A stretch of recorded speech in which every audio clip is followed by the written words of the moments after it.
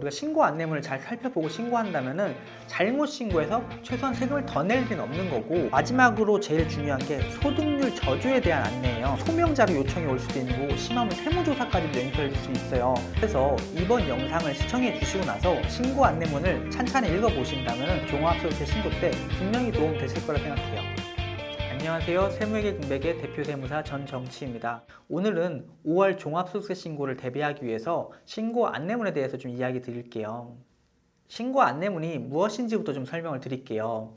종합소득세 신고할 때 당신은 이러이런 소득들이 있으니까 이런 것들을 주의해서 신고해 달라고 하는 국세청에서 제공하는 신고 설명서예요. 제가 들고 있는 게 신고 안내문인데 사실 몇 장 안 되지만은 이 안에는 대표님이 어떤 종류의 소득이 있는지, 매출액이 얼마인지, 그리고 또 신고는 어떤 방식으로 해야 되는지, 혹은 주의할 사항은 무엇인지, 그런 중요한 내용들이 다 들어있어요. 우리가 뭔가를 할 때 설명서만 잘 읽어보고 그 설명서에 적혀있는 내용대로만 하면은 최소한 문제되는 것은 없잖아요. 이것도 마찬가지예요. 우리가 신고 안내문을 잘 살펴보고 신고한다면은 잘못 신고해서 최소한 세금을 더 낼 일은 없는 거고, 그리고 또 이 신고 안내문에는 여러 가지 힌트들이 들어있어요. 절세를 위한 힌트들인데 이것들을 잘 읽어보고 적용한다면은 최대한 세금을 줄일 수도 있는 거거든요.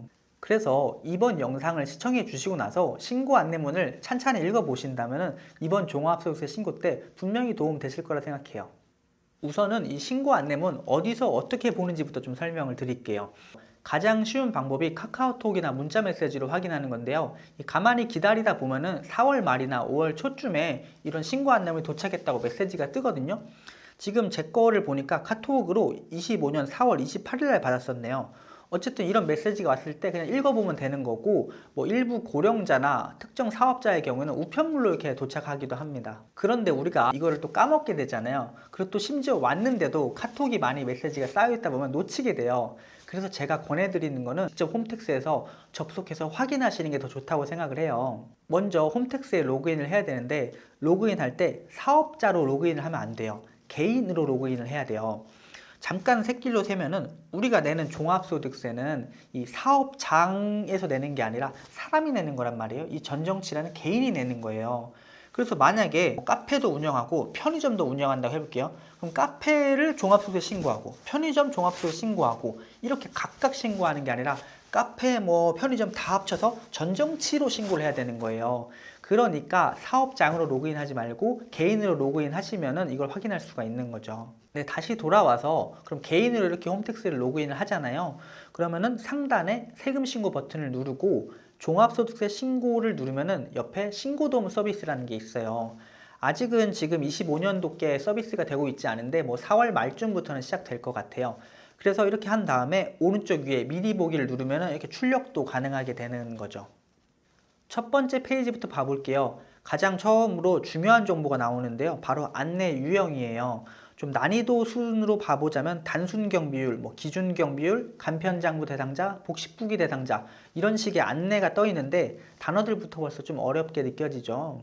쉽게 설명을 드리자면은 신고하는 방법에 대한 이야기예요. 단순 경비율 신고가 가장 쉬운 거고 복식부기 신고가 가장 어려운 거죠. 이런 유형은 매출액에 따라서 정해지는데 이번에 작년도, 그러니까 25년도 분을 신고하는 거잖아요. 그런데 이런 신고 유형 어떻게 정해지냐면은 24년도 매출액을 기준으로 정해져요. 그러니까 25년도 분을 이번에 신고해야 되는데 어떻게 신고할지는 24년도 매출액을 기준으로 정해진다, 그런 말이거든요. 예를 들어 내가 도소매업을 운영하고 있다고 해볼게요. 내가 24년도 매출액이 6천만 원 미만이었어요. 그러면 이번에 25년도 분을 신고할 때 단순 경비율 대상자가 되는 거고요. 만약에 24년도 매출액이 3억 이상이었어요. 그럼 저는 이번에 복식부기 대상자가 되는 그런 구조인 거죠. 그럼 이런 안내 유형이 뭐가 중요하냐? 먼저 말씀드리고 싶은 게 안내 유형을 어기지 말자예요. 안내 유형을 잘 확인해서 그 유형대로 신고를 해야 되는데 그걸 어기고 다른 방법으로 신고를 하면 문제가 되는 경우가 상당히 많아요. 처음에 개업하셨을 때 매출액이 낮으니까 단순 경비율 대상자가 되신단 말이에요. 근데 이게 나중에 되면 매출액이 올라가니까 단순 경비율로 신고를 안 하고 간편장부나 복식부기로 신고를 해야 되는데 그냥 단순 경비율로 신고했을 때 세금이 적게 나왔던 걸 기억하고 직접 신고하실 때마다 계속 단순 경비율로 신고하시는 거예요. 그럼 신고 유형을 어기게 되는 건데 이거 100% 걸리거든요. 몇 년 뒤에 전화 와요. 제가 사실 저번 주에도 전화 받았어요. 이런 일이 있었다고. 그러면 이걸 수정 신고를 해야 되는데 수정 신고하면은 세금이 훨씬 더 많이 나오게 되고 일반적으로 세무사 수수료도 훨씬 더 비싸요. 그러니까 제대로 안내 유형대로만 신고해도 절세가 되는 거죠. 다음으로 좀 반대되는 말인데 안내 유형대로 신고하지 말자예요. 이 안내 유형은 말 그대로 안내하는 유형인 거지 무조건 꼭 그걸로 신고하라는 건 아니거든요. 어떤 경우에 따라서는 이 안내 유형대로 신고하지 않고 다른 방식으로 신고하는 게 오히려 유리한 경우들도 있어요. 예를 들어 볼게요. 제가 영상 편집실을 운영하는 사업자라면은 25년도에 창업해서 매출액이 3천만 원이라고 해볼게요. 3천만 원이면 단순 경비율 적용자가 될 텐데 이때 안내된 유형대로 제가 단순 경비율을 적용하면은요 3천만 원 곱하기 60%에서 1,800만 원의 비용이 인정되는 거예요. 근데 만약에 제가 개업하면서 실제로 사용한 비용이 1,800만 원보다 더 높을 수가 있잖아요. 뭐 임차료나 광고비나 뭐 편집 기계들 이런 것들 합쳤을 때요. 그럼 그게 더 높다면은 오히려 단순 경비율로 그대로 신고하는 게 손해일 수가 있어요. 실제 비용을 적용해서 간편장부나 복식부기로 신고하는 게 더 유리할 수가 있다는 거죠. 그래서 모두 채움이나 단순 경비율 대상자라면 무조건 직접 신고하는 게 유리하지 않는 경우들이 있는 거예요. 이렇게 개업 초기 비용이 매출액보다 더 크신 분들은 세무사하고 좀 상의를 해가지고 신고하시는 게 더 도움될 수가 있는 거죠. 이 외에도 간편장부 대상자지만 복식부기로 신고하는 게 더 유리한 경우도 있어요. 바로 기장세액공제를 적용할 수 있기 때문인데요. 기장세액공제는 간편장부 대상자가 복식부기로 신고했을 때 적용할 수 있는 건데 100만 원을 한도로 20%의 세금을 줄여주는 제도예요. 괜히 세무사 수수료만 더 나가는 거 아니냐 이럴 수도 있지만은 건강보험료까지 따져봤을 때는 훨씬 더 혜택을 받을 수도 있는 거죠. 그리고 세금 외에도 이렇게 복식부기로 신고를 하면은 재무제표를 만들 수 있다는 장점이 있어요. 이게 자금 계획을 세울 때 상당히 중요한 문제인데요. 우리가 복식부기로 신고해야 재무제표가 나오잖아요. 간편장부 신고하면 재무제표가 안 나오죠. 은행에서는 대출을 해줄 때 이 재무제표를 확인하는 게 필수란 말이에요. 그래서 저는 이 세금 신고를 하기 전에 대표님들에게 먼저 여쭤봐요. 혹시 이번에 자금 계획 있으시냐? 그래서 있다고 하시면은 당연히 그럼 간편장 말고 복식부기로 가자 이렇게 설명을 드리는 거죠. 그 다음으로 복식부기 대상자를 얘기해 드리면은 매출액이나 업종에 따라서 외부 조정 대상자가 있고 자기 조정 대상자가 있어요. 이거 상당히 주의할 부분이에요. 무슨 차이냐면은 외부 조정이면은 세무사를 필수로 써야 되는 거고요. 자기 조정이면 세무사를 선택이에요. 그냥 세무사 쓰지 않고 대표님이 직접 복식부기로 신고하는 것도 가능한 거예요. 그런데 아무리 자기 조정 대상자라 하더라도 저는 세무사를 통해서 신고하시기를 꼭 추천드려요. 왜냐하면은 제가 영상 찍을 때마다 말씀드리죠. 우리 세금 줄이는데 할인 쿠폰, 즉 공제 감면을 적용하는 게 되게 중요하다고 말씀드리잖아요. 이 자기 조정 대상자가 자기 조정으로 신고했을 때 특정 공제 감면이 적용이 안 되는 경우들이 있어요. 5년 동안 세금 100% 줄여줄 수 있는 창업 중소기업 세액 감면, 그리고 최대 30%까지 매년 절세할 수 있는 중소기업 특별 세액 감면, 그리고 뭐 통합고용 세액 공제 등 이런 주요한 조특법상 공제 감면이 자기 조정 대상자가 자기 조정으로 신고를 했을 때 적용이 안 될 수가 있는 거예요. 그렇기 때문에 세무사를 맡겨서 하면은 공제 감면을 훨씬 더 적용할 수 있음에도 자기 조정으로 신고했다는 이유로 공제 감면이 배제돼 버리면은 세금적으로는 훨씬 더 손실을 볼 수가 있는 거고요. 지금 첫 번째 페이지 첫 번째 칸 보는데 생각보다 할 얘기가 정말 많죠. 사실은 이 신고 유형 가지고 2시간짜리 영상 만들어도 부족해요. 그만큼 중요한 건데 제가 마지막으로 짧게 하나만 더 설명드리자면요. 업종별로 일정 매출액 이상이 되면 성실신고 확인 대상자가 돼요. 이때 성실신고 대상자에 선정되는 기준은 제가 아까 신고 유형은 25년도 걸 신고할 때 24년도 매출액을 기준으로 된다고 했잖아요. 성실신고 대상자는 25년도 걸 신고할 때 25년도 매출액 기준이 돼요. 그러니까 기준이 서로 다르죠. 가끔 이걸 헷갈려가지고 내가 올해 성실신고 대상 매출액이 되었는데 작년에는 아니었단 말이에요. 그래서 작년 기준으로 생각해서 성실신고를 안 해버리는 경우가 있어요. 정말 대참사예요. 이거 벌어지면 정말 방법이 없을 정도 손해가 막심하게 되는 거니까요. 꼭 주의하셔야 됩니다. 이렇게 설명드린 것처럼 안내 유형을 잘 살펴보고 이걸 내가 안내 유형대로 신고하면 될지 아니면 어기고 신고하면 될지 그리고 내가 직접 신고하면 될지 아니면 세무사를 맡겨야 될지 여러 가지 쟁점들이 생기잖아요. 꼭 세무사하고 일단 상담을 받아보시고 나서 선택하시길 권해드려요. 그거 수수료 보다 훨씬 더 이득이 커지는 경우가 많단 말이에요. 이제 드디어 안내 유형에서 벗어나서 바로 아래에 사업장별 수익 금액을 살펴볼게요. 여기에는 내가 사업을 통해서 얼마를 벌었는지가 나오는데 저희가 신고해 드리면서 대표님 이번에 매출액 얼마 하십니다 이렇게 말씀을 드리잖아요. 그럼 나 그 매출액 아닌데 이렇게 말씀해 주시는 경우가 있어요. 그런 경우가 왜 발생하냐면은 대표님이 말씀하시는 건 진짜 내 매출액을 말씀하는 건데 여기 세법상 매출액에는요 부가가치세법에 따라서 신용카드 발행세액공제, 뭐 전자신고세액공제, 아니면 국가나 지자체에서 지원받은 보조금 이런 것들도 사실 다 세법에서 매출액이거든요. 이런 것들이 포함되는 건데 대표님은 자기 카드 단말기에서 나오는 매출액만 생각하시는 경우가 있는 거예요. 이렇게 되면은 매출 누락이 벌어질 수가 있으니까 이런 부분 주의해야 되는 거고요. 그런데 이런 매출 누락이 뭐 중요한 게 뭐냐면 단순히 뭐 몇십만 원, 몇백만 원 이렇게 매출 누락됐다. 그럼 그거에 대해서 세금 내면 되는 건데 그거보다 더 중요한 문제가 뭐냐면은 이 매출액에 따라서 아까 제가 말씀드린 안내 유형이 있죠. 안내 유형이 예를 들면 단순 경비율 대상자로 알고 신고했는데 알고 보니까 이분은 매출액 때문에 간편장부예요. 아니면 알고 보니까 복식부기 장부로 신고했는데 성실 신고예요. 이렇게 안내 유형이 달라져 버리는 경우가 있단 말이에요. 그 어떤 달라지는 중간쯤에 있는 분들의 경우는요. 그래서 매출 누락을 꼭 주의해야 된다. 다음으로 타소득 자료 유무인데요. 우리가 종합소득세를 신고할 때 말 그대로 종합소득이니까 뭐 이자, 배당, 근로, 연금, 기타 소득까지 싹 합쳐가지고 신고를 해야 된단 말이에요.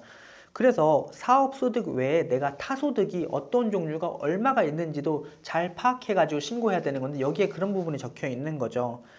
이게 좀 답답한 경우인데 간혹이지만은 지급처에서 늦게 신고를 했다거나 아니면 어떤 전산상의 오류로 인해서 이 타소득이 실제로는 있는데 안내문상에는 없는 경우로 나오는 경우도 있어요. 그렇기 때문에 내가 어떤 25년도에 소득이 있었다. 그럼 그 부분을 잘 기억해 두셨다가 타소득이 있는지 없는지를 파악을 하신 다음에 신고를 하셔야 될 필요가 있는 거예요. 그리고 아래에는 공제 관련 자료가 있죠. 우리 소중한 할인 쿠폰을 놓치지 말라고 국가에서 또 한 번씩 이렇게 안내를 해주네요. 기납부 세액의 경우에는 사업자가 소득세 중간 예납한 거 아니면 3.3 프리랜서가 떼인 거, 원천 징수한 거, 뭐 근로자가 근로소득세 미리 낸 거 이런 미리 낸 세금을 말하는 건데요. 내가 미리 낸 세금이니까 최종적으로 종합소득세 신고할 때 미리 낸 만큼을 차감하고 신고하게 되는 거예요. 근데 만약에 내가 종합소득세 신고해 보니까 미리 낸 게 이번에 내야 될 것보다 더 많아요. 그러면 환급받는 구조인 거고요.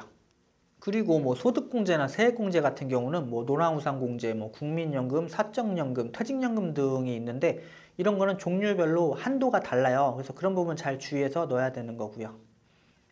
다음 페이지로 넘겨보면 가산세 항목이 나오죠. 무신고 가산세부터 사업용 계좌, 미신고 가산세까지 쭉 써 있는데 여기에 체크가 되어 있다. 그러면 상당히 좋지 않은 건데요. 사실상 가산세는 그냥 뭐 내면 되는 건데 그거보다 더 타격이 큰 게 있어요. 그게 뭐냐면은 사업용 계좌 미신고, 현금 영수증 미가맹인데요. 만약에 여기에 체크가 되어 있다. 그러면은 단순히 가산세 내는 걸로 끝나는 게 아니라 아까 제가 위에서 자기조정 대상자가 자기조정을 신고하면은 조특법상 공제감면 적용 안 된다고 했잖아요.